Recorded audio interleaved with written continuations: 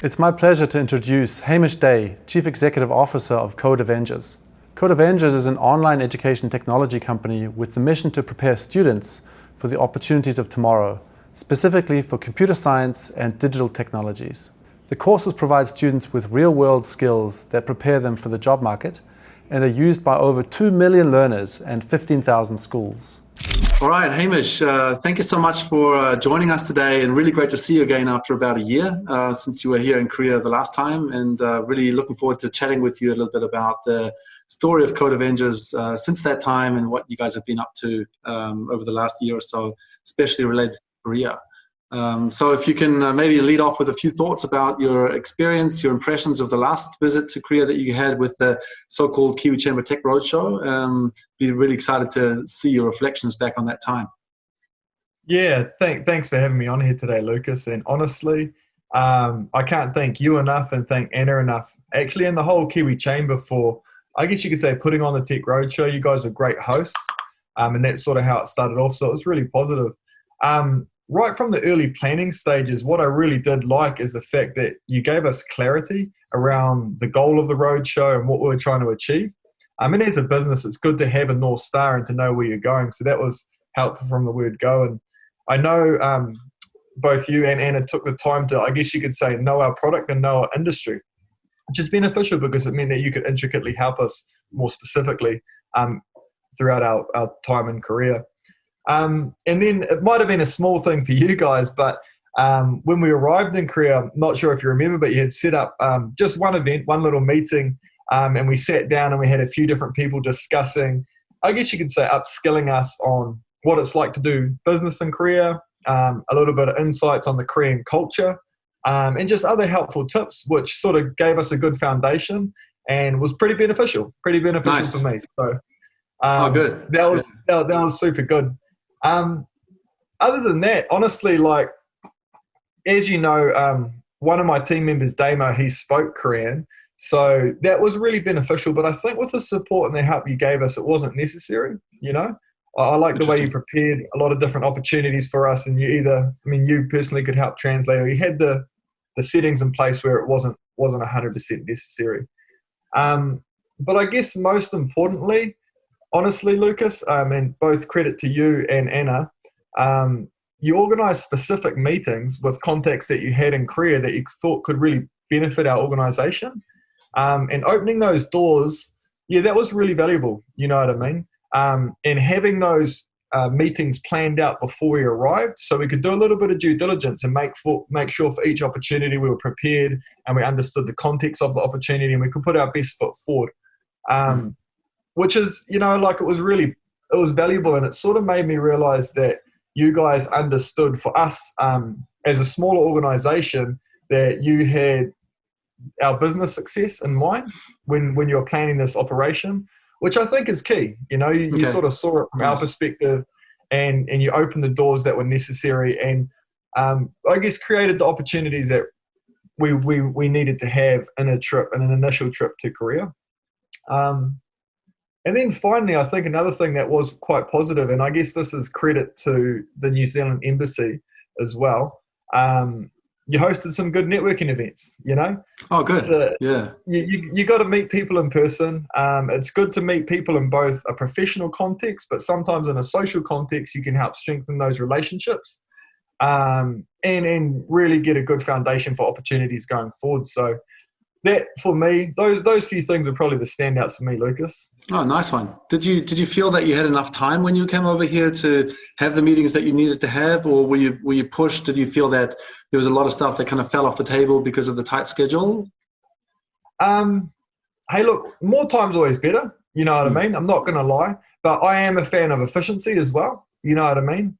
Get in, make things happen, and get out if that's a necessary opportunity. And so because of the way that you guys helped plan it, you know, some of those days we had a few long days, but hey, look, if you're going to travel somewhere to make things happen, you've got to put in the time, and I felt it worked all right for us. So yeah. Very good, very good. As a result of the visit that you had in Korea, if I remember correctly, there were a few conversations that were going forward. So how's your business progressed with regard to the Korea-New Zealand relationship and opportunities for the future? Yeah, that's a good question, Lucas. And there was a number of opportunities we had there. Initially, you had helped actually introduce us to the social value innovation arm of SK, and that actually had been progressing quite nicely. Our organisation, we actually do a lot of initiatives here in New Zealand and throughout the Pacific Islands, helping, I guess you could say, digitally upskilling underprivileged Māori and Pacific Island children, and also helping to upskill teachers. And so that fit alongside their social value innovation goals. And so we had actually organised a partnership. We had an initiative that we were going to be rolling out in Samoa, Fiji, Tonga, Vanuatu, and Papua New Guinea, where we were going to go in person and upskill the teachers and provide opportunities for their students to learn coding and digital skills that they usually miss out on. And so that was an interesting opportunity, and it was all ready to go. However, due to coronavirus and travel restrictions, all that's been put on ice for the moment. So it's an opportunity that was looking really good, and we're still going to do it again. However, at the moment, until the world opens back up again, I'm sure a lot of people in that situation, certain things have been put on ice. However, right.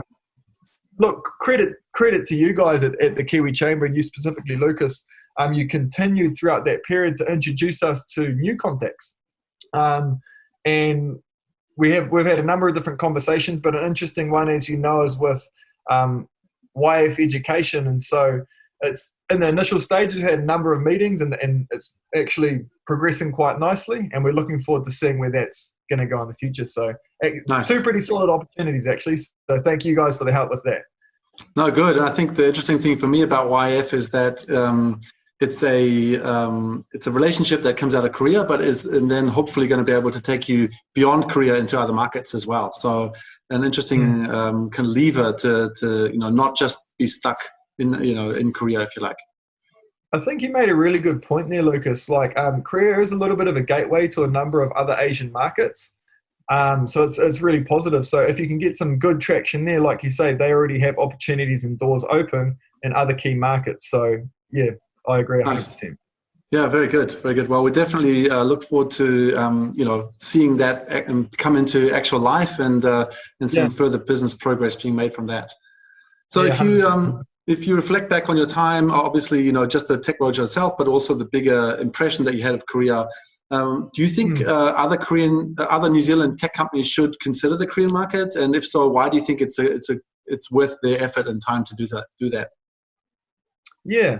Man, Korea is a really interesting place. Obviously, it's home to a number of real tech giants, Samsung, LG, SK. These are some of the most innovative and the biggest tech companies in the world, but it also has a strong tech ecosystem. You know what I mean? There is a lot of startups. There is a lot of in-between companies. So it is a very innovative country. It's a very forward-thinking, a very innovative country, and it's definitely a leader in the space. So that in and of itself means that there's a lot of opportunity there, And I think what you said in the previous question, Lucas, really highlights it. It's not only the opportunity in Korea, but it can be a gateway to a number of the other Asian markets. And so, look, it's definitely good on that aspect. But look, this is just my experience, but Koreans are great to deal with. They're really friendly people, and it was a really positive trip. Like, whenever we met new potential clients or customers or even just contacts, they're always really welcoming. They treated us with respect, and they were positive generally towards New Zealand and towards Kiwis. So it was good on that sense. Yeah. Oh, very good, very good. I mean, it's always a bit of a step into the unknown when you're a Kiwi company. You look at the world, you look at the bigger opportunity, and obviously there are certain markets where you have a bit more sense of familiarity, or it might be a bit easier. So we definitely encourage the idea of the Korea New Zealand channel, if you like, and it's really positive to hear about your comments and perspectives on that. Yeah. Honestly, both you guys at the Kiwi Chamber and then also, the New Zealand Embassy of Korea, it was just positive to see you guys actually doing work to help us with opportunities and help to progress those opportunities into reality. And I think that really does help. And that's probably a benefit of going on that roadshow, was having not only insight into the market, but actual support, understanding of the dynamics of how business is done in Korea, and help with taking those opportunities through to fruition. So yeah, thank you guys for that. Very good. No, perfect. Wonderful. Well, it's been a pleasure, obviously, to be part of that journey from the Code Avengers side, to be able to see you guys even engage in the Korean market. And we, keep our fingers crossed and best wishes for the successful development, going forward. And look forward to seeing you guys having a big presence here. Hey, thank you very much, Lucas. Really appreciate your help. Yeah, thanks again, and really great to reconnect today. And thanks for your time on the call. Hey, cheers, mate. Thank you.